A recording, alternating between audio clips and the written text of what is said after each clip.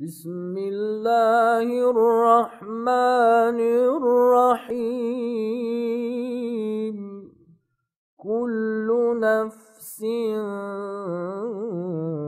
ذائقة الموت وإنما توفون أجوركم يوم القيامة فمن زحزح عن النار وأدخل الجنة فقد فاز وما الحياة الدنيا إلا متاع الغرور.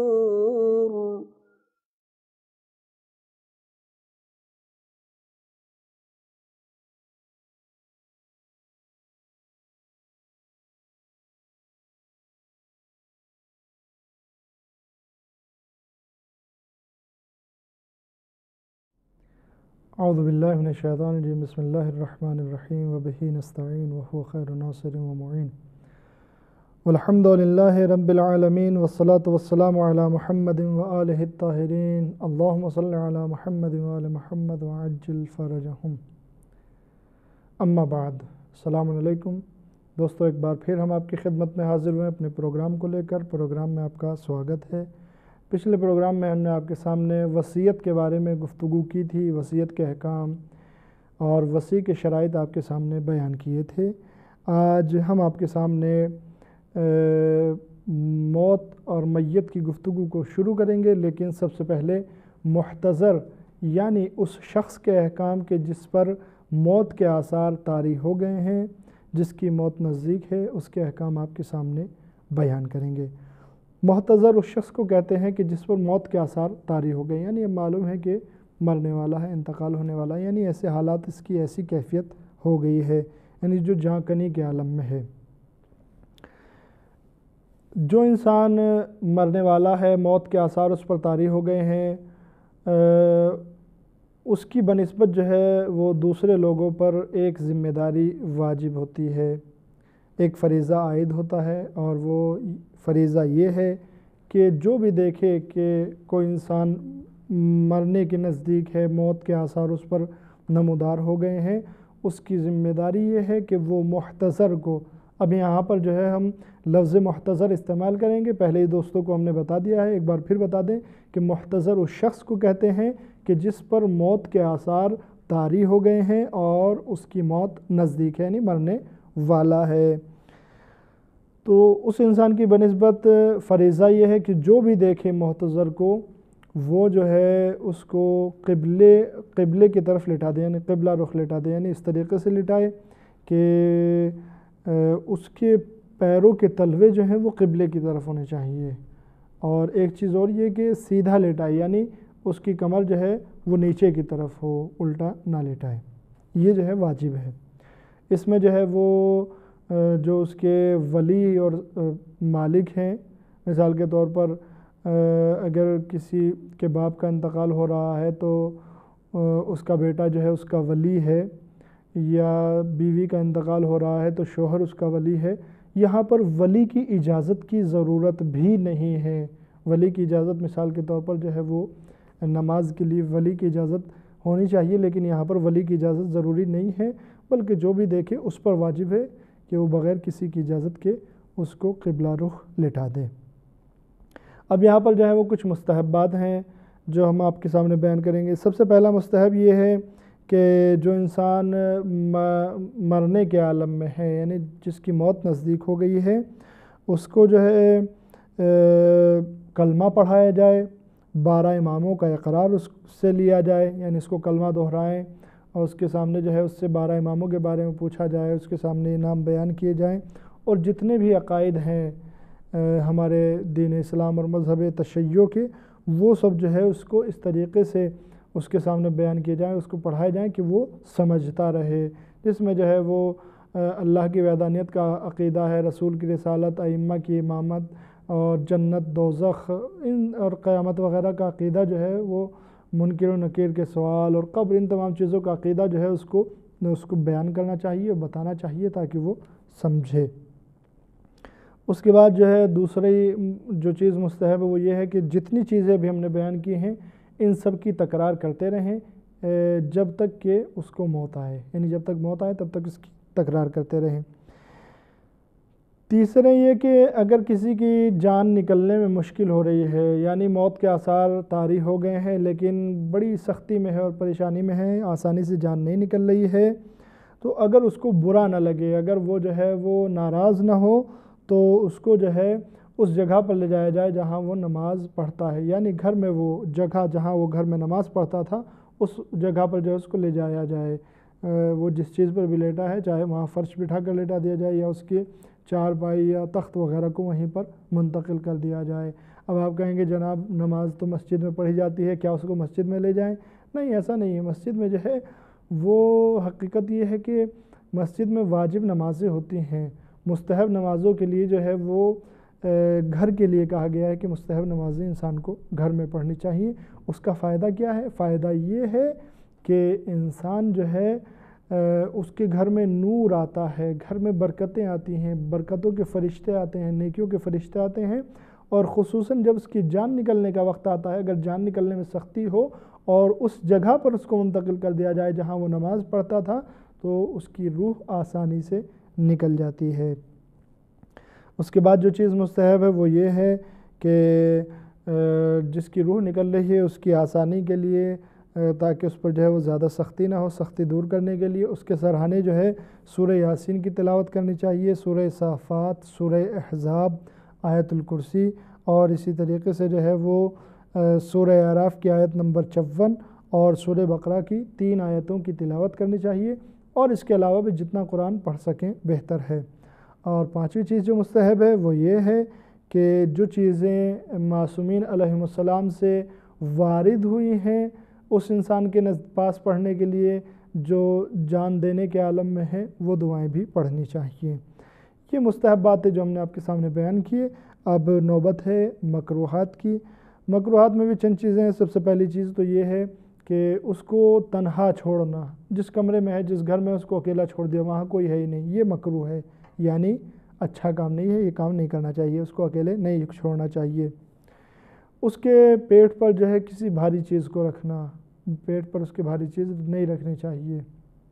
مثال کے طور پر جو ہے وہ کوئی انسان جان کنی کے عالم میں ہے، مرنے والا ہے، اور اس کو بہت اذیت ہو رہی ہے، بہت پریشان ہو رہا ہے، تو بے چینی کے عالم میں جو ہے وہ اضطراب میں جو ہے وہ مثال کے طور پر جو ہے بہت زیادہ پریشان ہو رہا ہے، اور کبھی اٹھ رہا ہے، کبھی بیٹھ رہا ہے، گر رہا ہے، تو ان تمام چیزوں سے بچنے کے لیے اس کے اوپر کوئی سنگین اور بھاری چیز رکھ دی جائے، یہ بھی صحیح نہیں ہے، یعنی مکروہ ہے۔ اس کے بعد جو ہے وہ جہاں کوئی جان دینے والا ہے، یعنی کسی پر موت کے آثار طاری ہو گئے ہیں، گویا محتضر جہاں پر ہے وہاں کسی مجنب انسان کا بغیر غسل کیے اور اسی طریقے سے کسی حائض عورت کا جس کو خون آ رہا ہے اس کے پاس حاضر ہونا مکروہ ہے، یعنی نہیں آنا چاہیے۔ اسی طریقے سے زیادہ بات چیت کرنا بھی اس کے پاس مکروہ ہے، اور رونا بھی مکروہ ہے۔ جو انسان جان کنی کے عالم میں ہے، جان دینے والا ہے، اس کے پاس رونا مکروہ ہے۔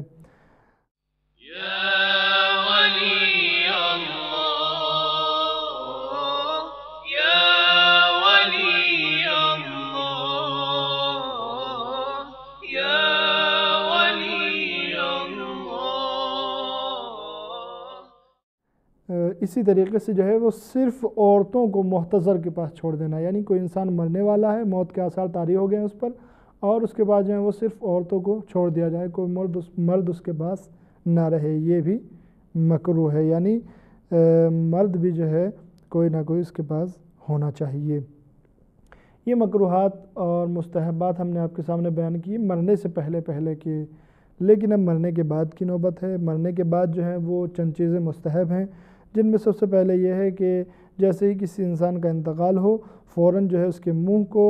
اور اس کی آنکھوں کو بند کر دیا جائے۔ اسی طریقے سے جو ہے وہ اس کی ٹھوڑی کو بھی جو ہے وہ باندھ دینا چاہیے۔ اور اس کے بعد جو ہے وہ اس کے ہاتھ اور پیروں کو پھیلا دینا چاہیے۔ مثال کے طور پر اگر کوئی جو ہے وہ کروٹ کے بل لیٹا ہے یا پیروں کو سکیڑے ہوئے ہے تو اس کے پیروں کو جو ہے سیدھا کر دینا چاہیے، یا ہاتھ موڑ رکھا ہے اس کے ہاتھ کو بھی سیدھا کر دینا چاہیے۔ یہ کام جو ہے جلدی انجام دینے چاہیے، چونکہ اگر دیر کی جائے تو ممکن ہے کہ یہ ہاتھ اور پیر اکڑ جائیں۔ اسی طریقے سے جو ہے وہ کوئی کپڑا جو ہے، کوئی چادر اس کے اوپر ڈال دینی چاہیے، یعنی جیسے انتقال ہو فوراً کوئی چادر اس کے اوپر ڈال دی جائے۔ اسی طریقے سے اگر جو ہے رات میں انتقال ہو تو مستحب یہ ہے کہ جہاں پر اس کا انتقال ہوا ہے وہاں پر چراغ جلا دیں، اور ایک مستحب یہ ہے کہ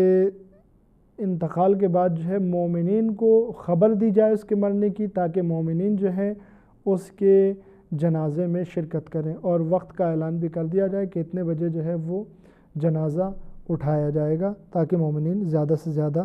شرکت کریں۔ اس کے بعد جو مستحب ہے وہ یہ ہے کہ دفن کرنے میں جلدی کرنی چاہیے، زیادہ دیر جو ہے وہ بغیر دفن کیے نہیں رکھنا چاہیے۔ لیکن اگر یقین نہیں ہوا ہے کہ مر گیا ہے، یعنی شک ہے کہ مرا ہے یا نہیں مرا ہے، کہ ہو سکتا ہے سکتہ ہو گیا ہو،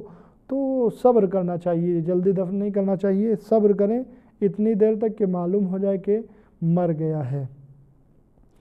اس کے بعد جو ہے ایک چیز مستحب ہے حاملہ عورت کے سلسلے میں، اگر میت جس کا انتقال ہوا ہے عورت کا، اگر وہ حاملہ ہے اور بچہ اس کے پیٹ میں زندہ ہے تو اس کی دفن کرنے کو اتنی دیر تک جو ہے وہ پیچھے ہٹا دیں، یعنی اتنی تاخیر کریں اس کے دفن کرنے میں کہ آپریشن کے ذریعے سے بچے کو جو ہے اس کے پیٹ سے نکال لیا جائے، اور جب بچہ اس کے پیٹ سے نکل جائے تو اب مستحب یہ ہے کہ اس کے پیٹ کو سلیں، اور سلنے کے بعد جو ہے یعنی ٹانکے وغیرہ لگائیں، اس کے بعد جو ہے اس کو دفن کیا جائے۔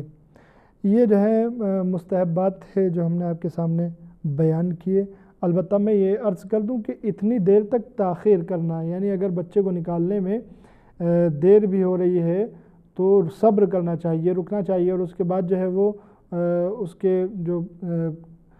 پیٹ کو جو کاٹا ہے اس کو سلنا، اس میں ٹانکے وغیرہ لگانا، یہ تمام چیزیں مستحبات میں ہیں۔ لیکن خود بچے کو نکالنا جو ہے، اگر اس کے پیٹ میں بچہ زندہ ہے تو بچے کو نکالنا جو ہے وہ واجب ہے۔ اس کے بعد جو ہے وہ کچھ واجبات ہیں جو مرنے کے بعد مردے کی نسبت انسان پر واجب ہوتے ہیں، ان کو ہم آپ کے سامنے بیان کریں گے۔ اگر کوئی انسان، کوئی مرد مسلمان، اگر کوئی مسلمان جو 12 امامی یعنی 12 اماموں کو ماننے والا ہے اور اس کا انتقال ہو جاتا ہے تو اس کی نسبت جو ہے وہ چند چیزیں واجب ہیں۔ سب سے پہلے تو غسل، مسلمان میت کو غسل دینا واجب ہے، حنوط کرنا واجب ہے۔ غسل، حنوط وغیرہ سب کی کیفیت ہم بعد میں آپ کے سامنے بیان کریں گے۔ اسی طریقے سے کفن پہنانا بھی واجب ہے، نماز پڑھنا اس پر، نماز میت یہ بھی واجب ہے، اور اس کو دفن کرنا بھی واجب ہے۔ اب رہی بات یہ کہ غسل کیسے ہوگا، حنوط کیسے ہوگا، کفن کیسے ہوگا، نماز کیسے پڑھیں گے، دفن کیسے ہوگا، یہ ساری چیزیں جو ہیں وہ مفصل ہم آپ کے سامنے اگلے پروگرامز میں بیان کریں گے۔ یہاں پر جو ہے وہ ایک دو مسئلہ آپ کے سامنے بیان کرتے ہیں، اور اس کے بعد ہمارا پروگرام یہیں پر تمام ہو جائے گا۔ اور پروگرام یہ ہے کہ اگر کوئی بچہ جو ہے وہ انتقال کر جاتا ہے، یعنی عمر کم ہے اور انتقال کر گیا، یہاں تک کہ اگر کوئی بچہ عورت کے پیٹ سے ساقط بھی ہو جاتا ہے، یعنی گر جاتا ہے، اور وہ جو ہے 4 مہینے کا ہے یا 4 مہینے سے زیادہ کا ہے، یعنی حمل کو ٹھہرے ہوئے 4 مہینے ہو چکے ہیں یا 4 مہینے سے زیادہ ہو چکے ہیں، اور اس بچے کے ماں باپ دونوں مسلمان ہیں یا دونوں میں سے کوئی ایک مسلمان ہے اور 12 اماموں کے ماننے والے ہیں، تو جو کام ہم نے بھی بتائے ہیں مرنے کے بعد واجب ہوتے ہیں، غسل، حنوط، کفن، نماز وغیرہ، وہ تمام کے تمام جو ہیں اس بچے کے لیے بھی ضروری ہے۔ یعنی جو بچہ 4 مہینے کا حمل کے بعد جو ہے ساقط ہو گیا ہے، اس بچے کے لیے بھی یہ تمام چیزیں ضروری ہیں۔ صرف ایک چیز جو ہے وہ واجب نہیں ہے، اور وہ نماز پڑھنا، اس لیے کہ بچے پر 6 سال سے پہلے نماز نہیں پڑھی جاتی ہے، جب 6 سال کا ہو جاتا ہے تب نماز پڑھی جاتی ہے۔ لیکن غسل، کفن اور حنوط وغیرہ اور دفن کرنا، یہ جو ہے چاہے بچہ چھوٹا ہو، یہاں تک کہ اگر بچہ گر بھی جائے اور اس کی وہ جو ہے 4 مہینے حمل ٹھہرے ہوئے ہو گئے ہیں، تو اس کے لیے بھی یہ تمام کی تمام چیزیں واجب ہیں۔ ہمارا آج کا پروگرام یہیں پر تمام ہو جاتا ہے۔ اگلے پروگرام میں پھر آپ کے سامنے حاضر ہوں گے اور دوسرے مسائل اور غسل اور کفن وغیرہ کی مفصل گفتگو آپ کے سامنے پیش کی جائے گی۔ تب تک کے لیے خدا حافظ، والسلام علیکم ورحمۃ اللہ وبرکاتہ۔ اللهم تفضل على علمائنا بالزهد والنصيحة، وعلى المتعلمين بالجهد والرغبة، وعلى المستمعين بالاتباع والموعظة، وعلى مرضى المسلمين بالشفاء والراحة، وعلى موتاهم بالرأفة والرحمة، برحمتك يا أرحم الراحمين.